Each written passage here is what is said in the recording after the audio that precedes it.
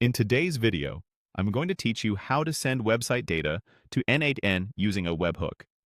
If you want your website to trigger automated workflows, like logging form submissions, notifying your team, or updating a spreadsheet, the simplest path is a webhook.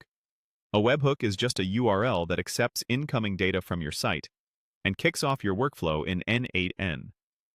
There are other ways to send data, but for beginners, a webhook is fast, reliable, and easy to test. Start by opening n8n and adding a webhook node to a new or existing workflow. In the node settings, set the HTTP method to POST. POST is the standard choice when you're sending data from your website, such as form fields or JSON. Save the node so n8n generates the webhook URL. That URL is the unique address your website will send information to whenever an event occurs. Next, copy the webhook URL from the node. You'll paste this into your website's code wherever you send requests, such as a form handler, a fetch or Axios call, or your backend route.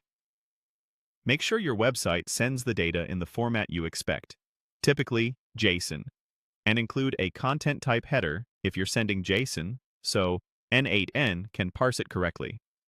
Now test the connection. From your website, send a sample request with a few fields you care about, like name, email, or a message. Then check the webhook node in n8n to confirm the data arrived. You should see the payload in the node's output. If you don't, verify you use the correct URL. The method is POST, and the site isn't blocked by any firewalls or ad blockers. If your node shows both test and production URLs, be sure you're using the right one for your environment. With data flowing in, add nodes after the webhook to automate what happens next. You might save the payload to a database, send an email notification, create a new row in Google Sheets, trigger an AI task, or even respond back to your website with a confirmation.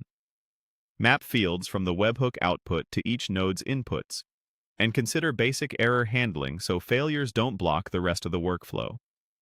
Finally, secure your webhook. Use a secret token and include it in requests from your site.